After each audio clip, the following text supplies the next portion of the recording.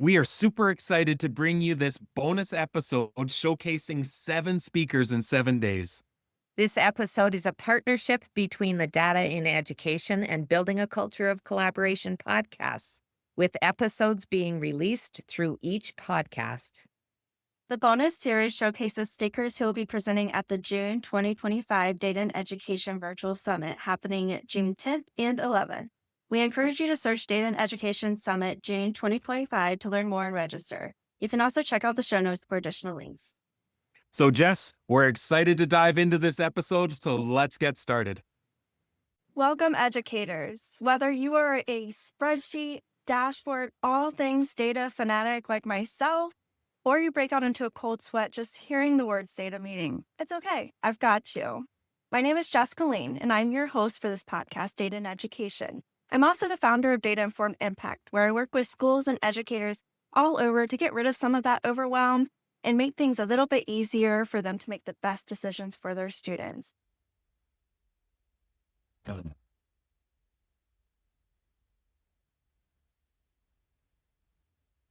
We'll be talking about all things data culture, data literacy, and data visualization. Let's get started.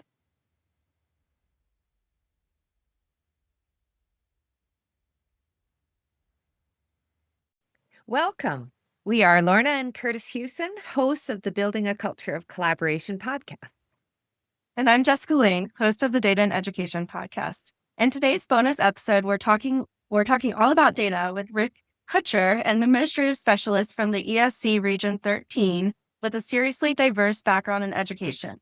Rick's journey from band director and principal to his current data systems role gives him a very unique perspective on leveraging data in schools. He even famously took a failing school to an A rating in under a year, largely by using data to drive incredible results. That's good. All right. Rick, welcome. Yeah, and Rick, great to hear you. We would love for you to expand on what is a seriously diverse background in education. Yes. Well, thank you all for having me, and I'm really excited to be on here with you. So I did not get my teaching certification and my degrees in education. My degree background is a bachelor's and a master's in music performance. And so did very different things and ended up later on in life going into education, getting certified, became a music teacher for a couple of years, and then became a band director here in Texas. Did that for 16 years. And while I was doing that, lots of, other hats, campus and district testing coordinator, department chair, all of those fun things. And then I also got my principal certification, so my admin cert. And I had done that, moved to another campus still as the head band director and department chair and testing coordinator and all those things. And then we had an unfortunate incident where one of our principals had passed away. And I was the only one in this district that had the credentials to take over as an administrator.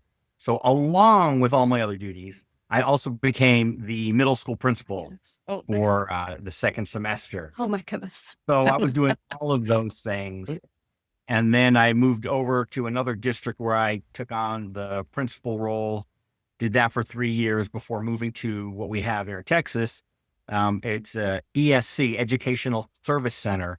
And what we do is we support school districts. So there's 20 of these centers in Texas, and I'm in the Austin one, and we have about 70 or so school districts, which encompass about 600 campuses.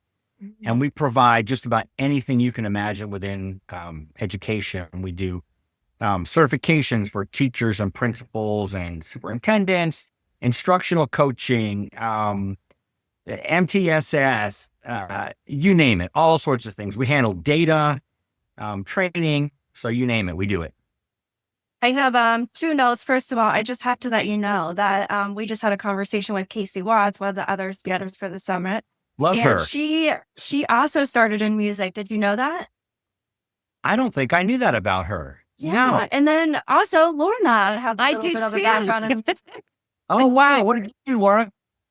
Oh, I did a general diploma in college around music, and then My first teaching job, I did go into education after that, but my first teaching job I got because I taught music. Awesome. So fun. All right. And then I have a follow-up question. Because we have ESCs in Ohio as well, and I know that some states don't do it. I'm curious, in Canada, do you have anything similar to that? No, we Educational don't. So services? super fascinated by Yeah. that structure. And they're all handled individually here. So we have an executive director. Each one has one, and they're all run slightly different, almost like an independent business. And we're between school districts and the education agency. So we kind of maneuver between the two.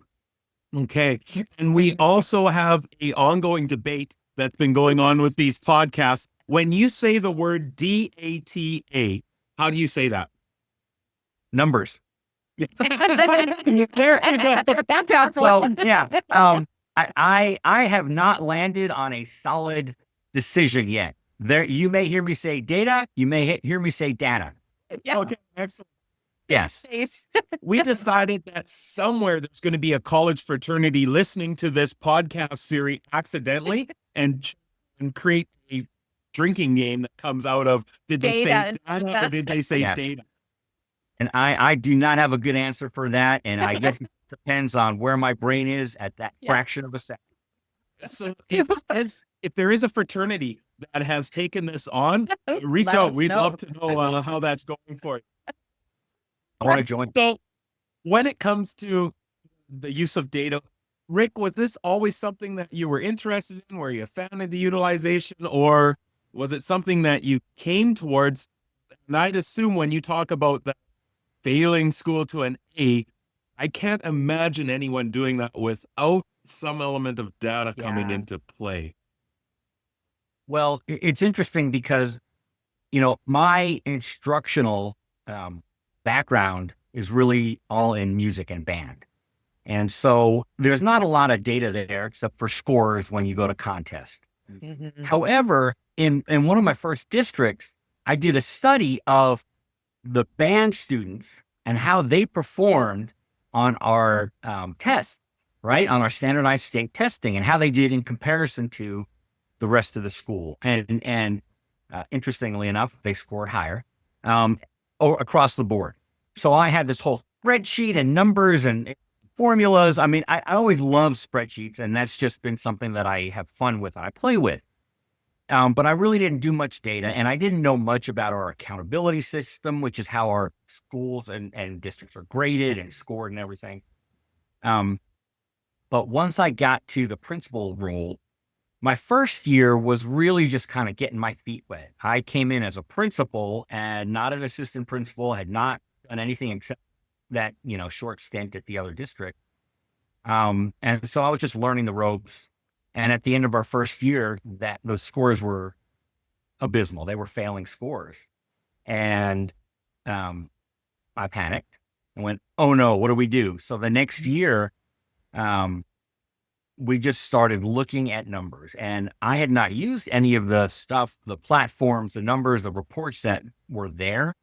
And most of the district and the school wasn't using them either. Yeah. There's a couple of platforms out here in Texas, two major ones that most districts will use, one of the two. And so one teacher was using it. I had her teach me, and I started looking into these scores and learning how to use the platform. I started looking at the numbers, and it was just very revealing and very helpful. And so as I got better at looking at that, I then introduced that to my staff and said, hey, let's look at some of these things. And when they saw it, it was just like, we all had that. Oh, wow, we have this information. Yeah. This is what it's telling us. And so that's kind of where it all began, was looking at that from that campus perspective. And then just trying to really understand where the numbers come from and what affects those numbers and what that data tells us and what do we do with it. You can look at a number and say, oh, well, we have X percent of our students failing or passing, but okay, what is that telling us? What do we do with it? What do we do with the things that we don't see? What is it not telling us? Mm-hmm. Yeah, I want to go back to to what you're talking about in terms of showing your staff how to use that platform. And I think you're highlighting a really big barrier when it comes to professional development when using these platforms. And I think part of it comes from the fact that oftentimes we have like a one-off training where they're teaching us how to use it, but if we don't have that follow-up where we're actually getting trained while using our own data in the ways that we can, pull value from it. And so it's very, very disjointed, to use. That's going to be my word of this bonus series, disjointed. And the professional development does not go hand in hand with the actual practical day to day. So I bet when you were able to then come in and say, this is what I found and this is what you can find now, it became much easier for teachers to kind of conceptualize how to use that data. Yeah, you hit a really good point of, we know we have data and everybody knows we have data, but it's this overwhelming, scary, I don't know what to do with it. Because of that professional development and the training, shameless plug, I did a TEDx talk. I don't know if I put this in my bio or anything, but it was data is a superpower in education, and really talking about looking at the big picture. But then because that's so overwhelming, how do you just take a slice of it and go, let's just look at this little piece? And I think we're missing that in terms of the PD and training our staff and our people. And really that all gets back to the bigger picture of a data culture, right? And how do we not just say, hey guys, let's look at data? Yeah. That's so vague and so underwhelming, but still overwhelming at the same time. Because if you're not used to it, it's I can't do this is what we get, the reaction. And I'm sure you've all experienced that too. So how do you build that data culture to really bring everybody in and go, it's just some things that's information. It's just information. Like when you go to the doctor and they take your blood pressure and it's high, here's your data. Now what do we do about it? Yeah. And a great example. And Rick, you've mentioned this a couple times, that critical question of, okay, but what are we going to do? What's our follow-up next step, which is so critical. I also really like what you're talking about as that data culture. And I know sometimes it can be a little bit overwhelming as leaders to get into that data, knowing that there's going to be hard conversations likely that are going to come from it. So to get into well, everyone just look at your data and I'd like for you to come ready with what we should do. No, that's got to be done together. Absolutely. Yeah.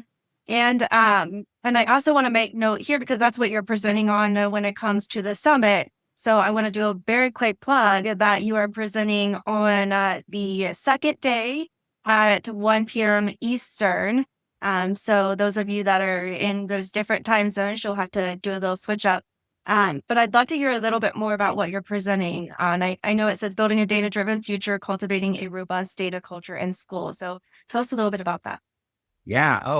I'm really excited because as I've been working at the service center and working with leaders and looking at data, I've started to put together, and we're going to actually pilot this, or not pilot, we're introducing it this coming fall at the service center. And what I'm presenting at yours is just part one of a 6-series workshop that will span the year. And so a district can sign up, and it's really laying out the entire process of how do we start this in a district, right? First thing is you have to have your leadership and you have to build your team. So it would, and a lot of it is customizable, right? So if you're in a district, it would be your superintendent, some of your central office leaders, campus leaders, and then anybody else that would be crucial to this. And it's starting from the very, very basics, doing a data audit. What do we have? What are we looking at? When is it pulled? Who has access? Who doesn't have access? How easy is it to read? Like the very, very basics of auditing what is going on. And so this first part has like 5 steps to it, and it's just really putting everything together. So this first part is what I'm going to present for the summit, and it's really just an overview because it's only an hour, right? I mean, to teach somebody data, Yeah. there's a lot, right? Just like There's a anything. I lot. mean, we don't even teach our kids one thing and hope that they've got it after the first, right. 45-minute class. So this is an overview of how do you start? Yeah. What do you do? I've got some worksheets, some things that you fill out, some surveys that really makes them dig into where do we want to go with this? How do we build a culture? Let's survey our stakeholders. What's their level of comfort and maturity with data and knowledge, just the background information, to then set a game plan for the rest of the sessions of what's our goal? What do we want to look at? What do we want to talk about? And then how? How do we do this? How do we bring everybody in? And so all of that process, and it's really, really exciting to see how that's coming together. And it just like you guys, it just gets exciting, right? To go, oh Yeah. man, this is great. And to kind of back up, the reason that I've created this workshop series, it's sort of like we touched on earlier. There's so much data and we're not using it. Yeah. And there are campuses and districts that say, oh yeah, we use data all the time, but truly it's not robust, right? It's not a robust data culture. Now, there are some districts in Texas that I've met that are doing phenomenal work with data. And I talk to them and I learn from them and I steal from them. But, As you I do. found that everybody's really willing to share. And when they've got some great dashboards and cultures and all those things that go along with it, it's great to see that that's happening, but I don't see that happening across the board. And I thought we really need to put something together that we can bring in districts and help them and teach them and train them so that they can use this, so that the ultimate, our ROI is student success. Like that's our bottom line in education. Yeah. And so if we're not using it, it's not doing us any good. Absolutely.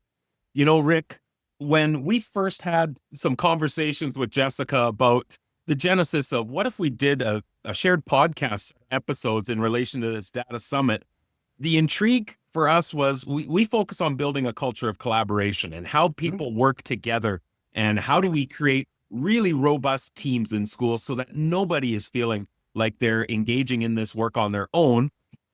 Jess is, of course, focused on how do we utilize data effectively. But to me, I don't think you can do one without the other. Yeah. I don't think we can Right. do an effective utilization of data in schools without a strong culture of collaboration. And a strong culture of collaboration, if you're not using data to inform your next steps, there's going to be a gap. So I'd love for you to speak to, because I've heard it a few times, the idea of we're going to create your team and we're going to have your team look at this. What do you see as the connection between collaboration in schools and the effective utilization of data? I think that sentence says it all, right? But to dig a little bit deeper, like we talked about the formation of that initial team, right? Because this has to be kind of, there has to be a nexus of, where is this all coming together and how are we running this and putting it in place? And so when you get the buy-in from your leadership, we hope that in school districts, we've built these relationships, right? Across the board, right? From our superintendents all the way down, even to teachers, so that now when we introduce this, so as that core team now goes out to their campuses, they've gone through session 1, 2, 3, whatever it is. Now, as a principal, I've built relationships with my staff. So now I have to have those conversations. And Jessica, like you said, the PD is so important and is a missing step. But when we bring in our staff and we've built those relationships and we're talking about the collaboration, because the collaboration can happen in the hall, it can happen in, in our meetings, in our team meetings. And so we have to be able to, like you said, tie that all together, because if we're not talking the same language, if we're not collaborating, then we're just doing our own thing. We're really siloed. And this is not a siloed, this should not be a siloed industry. At times it becomes that because sometimes we don't want to share, right? Oh, I've got this great thing. And well, why not share? It's great. I learned a lot from being in the band business. They have Texas Music Educators Association, and they have a big conference once a year. And it's huge. People from all over the country and outside of the country come to this. But the sharing is huge. And so they give all these clinics on, here's something that I do with my trumpet players. And so you take that, right? They're sharing out. And then you can get in touch with any of these educators, and they are more than willing to share. And I sometimes don't see that as much, right? Like in our core curriculum, everybody wants to hang on to stuff that's like proprietary. This is mine. I developed it. It's great. Let's share that. Let's collaborate. Let's have, because if it's working, why would it not work for me? Yeah. And so I'm curious. Collaboration, putting it all together as we build is crucial. Yeah. I'm curious to, me being one of the people that loves all things psychology, which we discussed also in our last podcast. I'm curious about the root cause of that. Like, I'm wondering if you were to dig into that, what would be the reason? And my brain automatically goes to kind of like the wanting to prove yourself as a teacher and wanting to say, like, this is mine, I came up with this, and maybe the fact that we're not getting as much credit. And I wonder if there's some underlying root causes for wanting to hold on to things like that. Yeah, that's a great question. I am by far not versed in psychology in any way. I will tell you that right off the bat. For some reason, the fine arts world is very collaborative, and it may be because of the nature of what it is, right? So if you're a band student, you're collaborating with 50, 60, 100 other kids. And so even in the band teaching world, you have multiple band directors. And so you're having to share duties and really collaborate because a lot of it does cross over. Mm-hmm. I'm not sure with like core content in ELA or math and things like that. I don't know, maybe there's just not as much collaboration. And so we just haven't developed that sense as innately as maybe we could. Mm-hmm. Yeah.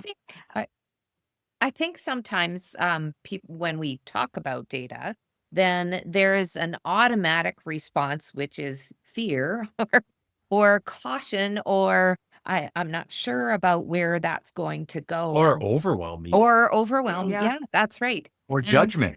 Yeah, that's right. And would love to be able to talk a little bit about, where do you think those, like that caution, that fearful response to data actually comes from?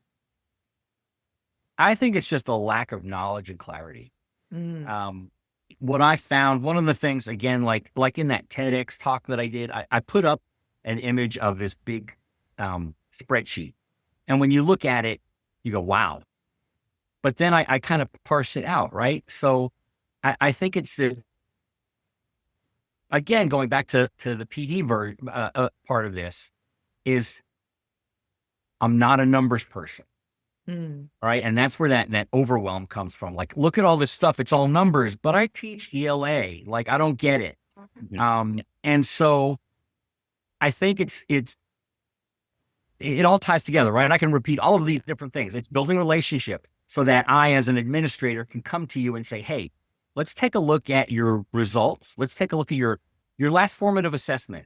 What is it telling us, right? And having that conversation in a very comfortable way, in a supportive way, so that you as a teacher and I as an administrator can say, don't get overwhelmed, right? This is just information to help us with our so pedagogically, let's look at this. What can you do tomorrow to affect change for those students that weren't successful? And that's what it is. And most teachers will kind of know, oh, I know student A just didn't do really well on that test. Yeah. Great. But let's look at a little bit deeper. the information that we get. Okay, so student A didn't do well, but on what standard, on what skill, where are they lacking, and how many Here's the students, gap. and which ones can we do some grouping? Can we do some tiered instruction? Can we do all the things that we know? Mm-hmm.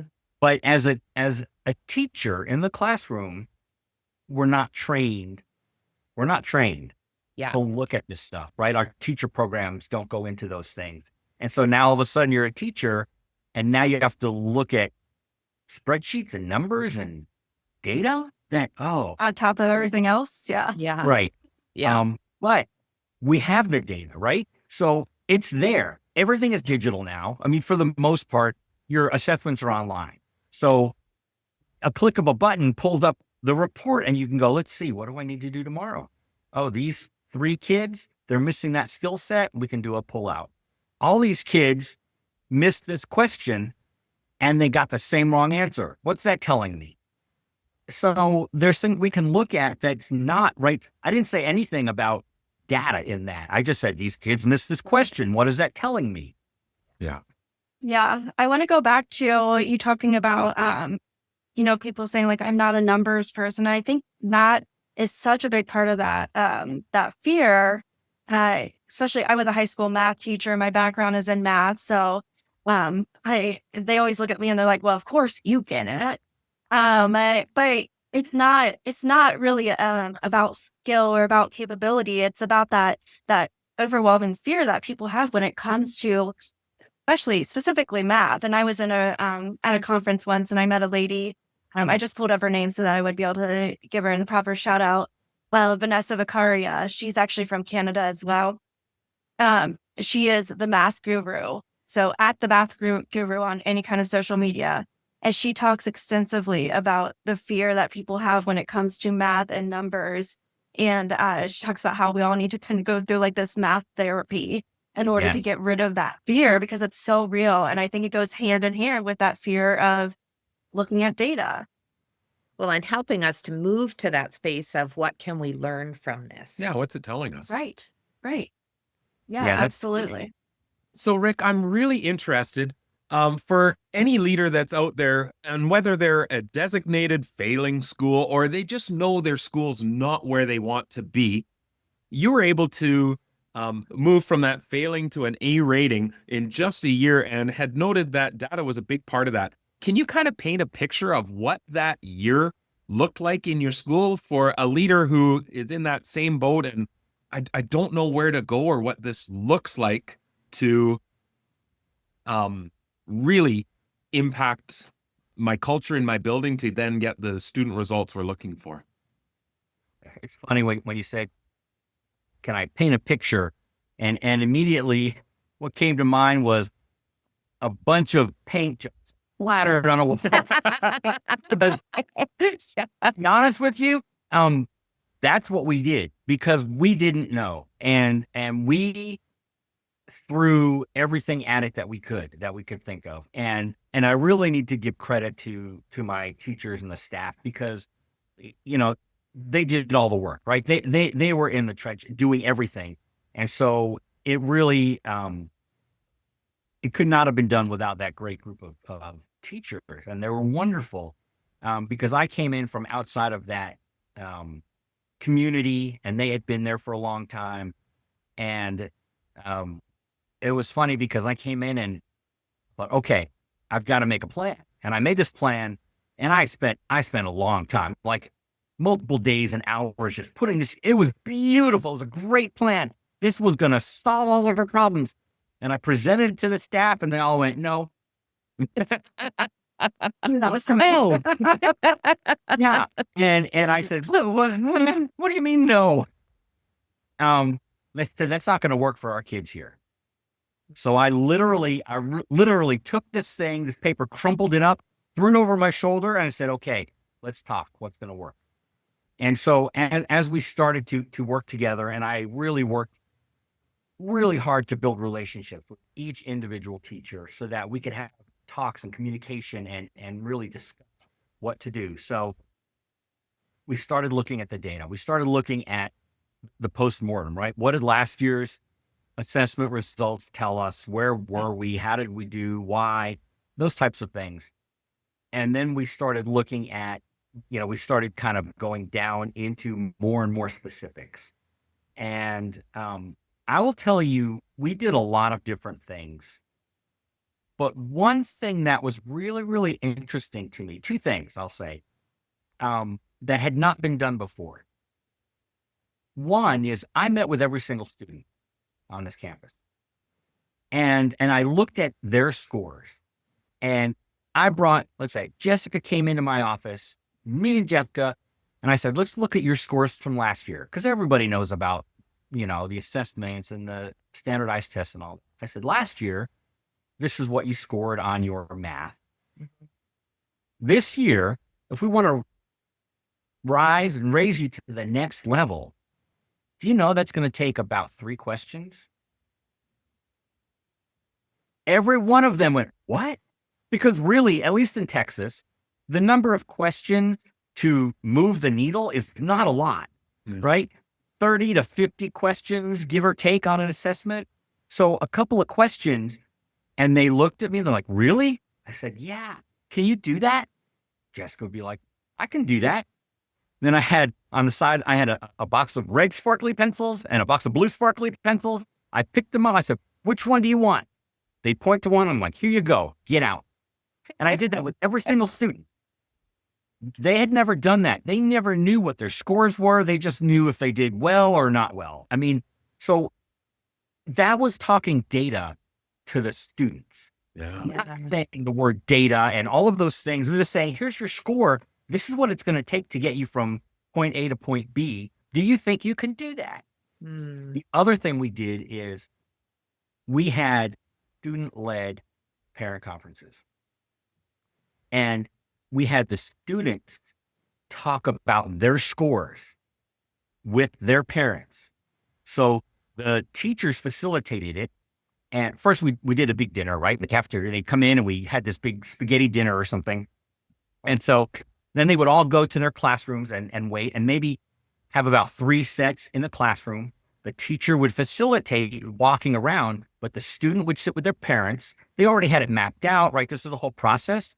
And they would say, so mom and dad, last year I got this, and this year, this is what I want to do because it's only going to take this. And the thing that I need from you, right? We had a scripted kind of thing. This is what I need help with from you. And this is what I'm willing to do to get that. And I tell you what, all of those things that we did, and there was much more, literally we jumped, to A ratings, which, Yeah. was, I'm so proud of those kids and those teachers and all the work they did. We were on edge just waiting for those scores to come out, Yeah. Superintendent calling me like every 3 minutes, starting at like 6:30 in the morning. First, do we have score? And then after, they're probably like, what'd you do? What'd you do? What'd you do? Yeah. Yeah. Yes. So here's the part that's critically important. And I know that there's going to be listeners, viewers that are watching this. I know, especially from a Canadian perspective, there's going to be that part of, oh my goodness, don't they know that the Texas assessment is not a great assessment? Like that's, you're so focused on scores, but what you're actually doing is you have to look bigger than just that. What you're doing is creating huge degrees of clarity and focus. You're then utilizing that data set, good or bad. Let's not debate the data set itself, but what are the individual goals that you're going to look at to improve? Like, those are skill sets that go beyond just, I moved the needle from a 7 overall rating to a 9, right? To, you've now got me to start looking at focus and clarity for my next steps. Mhm. There's motivation that's happening. That would have been a really hard skill set to build upon over time without having a data set with us. And Absolutely. we found Yeah, the same I think- within our school too, of when teachers will go, our kids are doing great. Yeah. Actually, no, our data says this, and no, that's a bad data set. No, it's still showing that there's some gaps. So what could we do with those gaps? And we started to build organizational skills. I don't think would have happened without a data set to start us. Mhm. Yeah, it's all about trying to find the value. I mean, Yeah. no matter what the data set, not data set. No matter what the data set is, you can pull some value. And it goes back again to like, yes, it may not be the perfect data that you have, or it may not, but there's something there that we can pull from. And I really love too about like motivating those students by making them aware. And I think back to like, my daughter's in 2nd grade and we do the iReady test, and we talk about it often, of course, because I'm an educator. We talk about it often at home and about like how I want to see how she's doing in school, and I want to see what she's learning, and putting that emphasis on like, show me that you're learning all these cool new things, and it gets her excited about it and kind of takes away a little bit of that anxiety as well, where it's like, oh, this is just me showing what I know. And I mean, it's wild because we had a lot of emphasis on reading at the beginning of the school year, and her reading jumped up dramatically from fall to winter. And then her math didn't do so well. And we're like, okay, so let's look at math now. Let's see what we can do for math. And sure enough, her spring iReady scores in math went way up. It's like, it definitely has an impact on whether or not those students are motivated to show what they know and give you more accurate data so that you can make better decisions. Yes. So, we could debate the usefulness of standardized tests and the stress level and all of the things all the negative components to it. But we have to have some sort of measure. There has to be a measure in place so that I know that my 8th grade kid is learning the same math that your 8th grade kid is, and that, what's the relative, where are they in comparison to each other? And we know the kids learn differently and different speeds and all of those things. But we have to measure, right? We need to know that we're doing the right things. In Texas, at least, and I would, I guess it's across the country here in the U.S.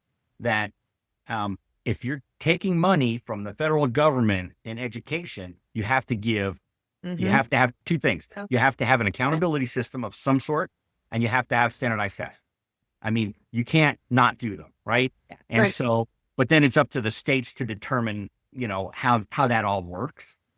But like you said, it's a data set. Yeah. Data set. It's information that we can then use. So if somebody says, okay, the Texas assessment is no good, maybe it's not, but it is information.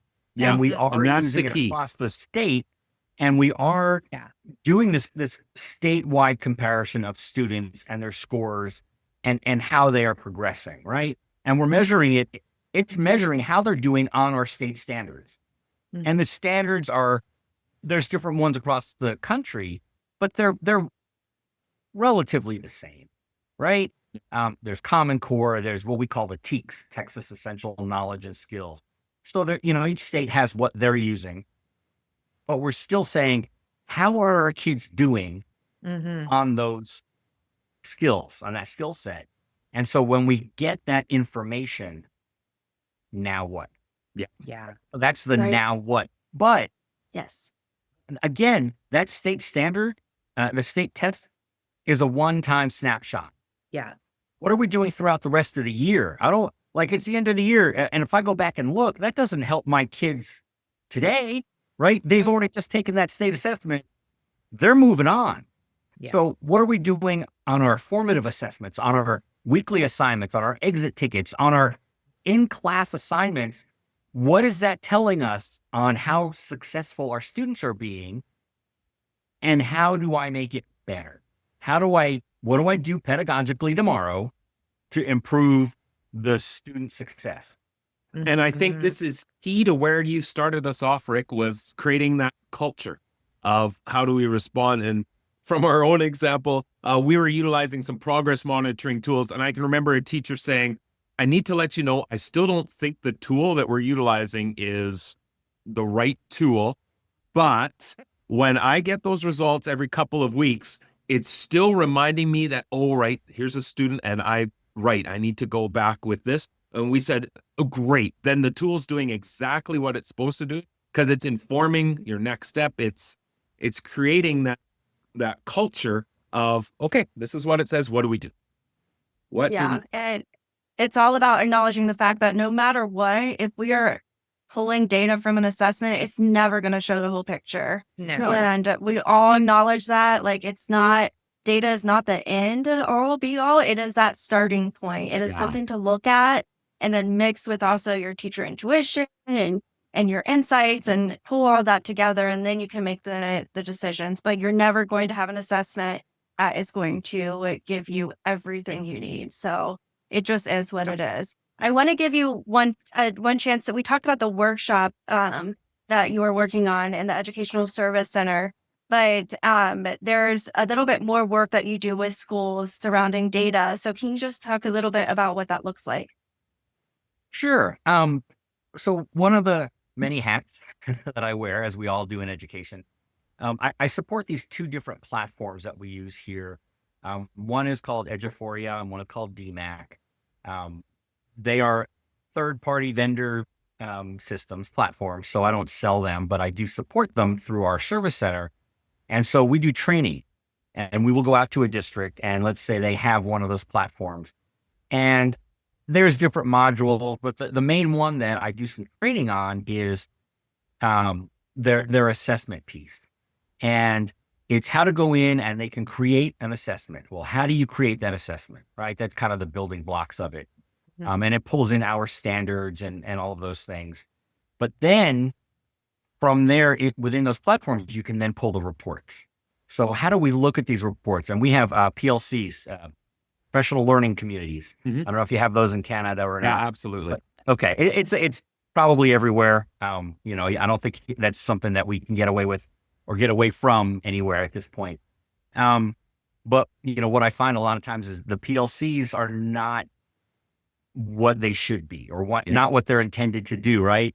They're talking about other things besides data, which I think would be a crucial piece of that. Maybe not all the time and every time, but it's a crucial piece of, let's look at this again, educationally on the data. And so I will go in and either train them like from the start. Okay, this is the platform. This is how you get in. This is what you do. Here's your list and all the different components of learning a software app. And then pulling that information out to use. So that's one piece of what I do. The other one is my biggest bucket is accountability. And so that is it's called the A through F accountability system, how campuses and districts are rated in the state of Texas. Right. And it's our big deal of, how did this campus do and how did this district? I do a lot of training in districts on that. They will ask us to come out, or we do lots of trainings at our service center as well. We'll put on full day trainings, half day trainings. We do accountability 101 for an hour on a Zoom of all the different components. And we're trying to show everybody, this is what the accountability system is. This is what it's measuring, and this is kind of how it's calculated. And they have I learned a new word while I've been working at the service center called psychometricians. I had never heard that. And those neither. A psychometrician, we won't worry about the psycho part, but they're the ones that create all these formulas to determine how things are being weighted and graded and calculated and all of that. Yeah. So that it's not just, okay, they got, 25 out of 28 right. What's the percentage? There's so much more to that on how it's calculated. Now, I don't know any of those things, but I will go into a district and work with superintendents through teachers on what the system does, how it's calculated, how it, the balance of, well, this part weighs this much, but this part weighs that much. And then we talk about where are they going to focus some efforts? What are some things that they can do to, again, affect change moving forward? That these accountability ratings come out. We don't get them until August for the previous year. So it's sort of a postmortem of, this is how you did. So we need to make some changes because this wasn't working, but look at this. This was great. And when we say, look at this, we're talking about data. Yeah. So Yeah. Yes, and data, it's a not lot data. of informing, Yeah. a lot of informing. Well, Rick, this has been so great being able to just really dig into what you do and your reflections on data or data. Numbers. As Yeah. But we could probably all go on and talk about this forever. I mean, we could. and we're all just so excited about it and what to do with it and how to keep expanding it through the educational systems that we've got. Yeah, absolutely. Well, we have lots of listeners who will want to be able to get in touch with you. And how can they do? Sure. There's a couple of ways. You can reach me at the service center. My email there is rick.kutcher, Kutcher, at ESC, ESC13 Excellent. And my business is Rick Kutcher Consulting, all one word, .com. I do a lot of public speaking, coaching, and that all stemmed from my 10X talk, getting up there and just loving to do that and talk about data. And so helping people be able to speak and communicate, and especially educators being able to communicate with, their teams and their groups and all about anything, not necessarily data, but those would be That's two so ways cool. to get a hold of We'll me. make sure, we'll make sure we put the email address as well as a link to your TED Talk as on our show notes as well. So that way people can go check that out. I'm definitely interested. I'm adding it to my list. I wrote it down too. Awesome. Fabulous. Thank you. Rick, this has been an absolute pleasure, and we look towards learning more from you at the Data and Education Summit. Thank you all so much. This has been so much fun. I've really enjoyed it. Yeah, Excellent. thank you. Wishing you all the best. All right. Take care. All right. So I love that idea coming from Rick of, hey, that's the first time we've heard, let's get the students involved in the conversation. And then as an offshoot, let's get the students to get their parents involved. How did that sit with you, Jess? What were you thinking? I love it, especially being the mom to a little one right now. It just I'm like, oh, I really wish that our school did the student-led conferences because that would just make my day. I'm thinking about how I could possibly do that on my own with Yeah. Yeah. my daughter's gonna be like, oh wow. Well, you know what? I think we really don't go to our students often enough to find out what actually works for them. Like we've done all of our teacher training and our experience of multiple years, and we just keep moving along when in fact, if we actually ask students what we could do to be helping them take that next step, things would change significantly. But more, and give them ownership too. yeah, but right? more importantly, if that conversation can involve a data set, as a teacher, I'm going to learn more about that data set. Yeah. I'm going to see more of the value. To me, I think that was really critical. Well, and then I think another step from that, and a natural next step, is setting a goal then. If we're looking at data, we're reviewing data with students, and then to say, okay, so where do we go with this next? Yeah. And setting that goal with students as well. Yeah, absolutely. I have one teacher that I've worked with in the past that was so good at that and had the students keeping track of all the skills that they were working on and whether or not they had mastered them. And it was just beautiful. She kind of did it in like a video game setup. It was really neat to watch. They weren't playing the video games, but they were acting as if class was a video game, which is really just cool. gamifying it. So, Yeah. Jess, for those that are listening and want to be able to connect further with Rick, can you just give us a rundown of when he's going to be sharing his conversation at the Data and Education Summit?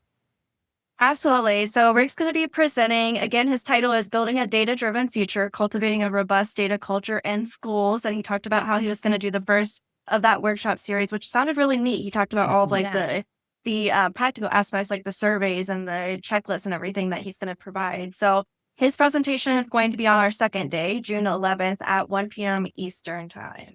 Excellent. So we encourage everyone, check that out, check the show notes to be able to for your tickets. And yeah, we're excited for the next in our 7 Speakers in 7 Days bonus series. Yes, same. So We'll be seeing you again very soon, Jessica. Take care. See you soon. Bye. Well, my friend, did you enjoy it? I'm really hoping the answer is yes. And like every other podcast out there, I'm going to ask you for some big favors. Can you please make sure that you're subscribed? You don't want to miss the next episode, I promise. And then if you could leave a review, that'd be awesome too. If you're on YouTube, by the way, there's this great thing that you can do where you just like go to the box underneath the video and type in your thoughts, ideas, wishes, hopes, dreams, and hit comment. And it shows up under the video. It is public, just a warning. But I'd really love for you to do that. Share with me. What did you think about the episode? Or what are your dreams in life? It's okay. You can really leave any kind of comment.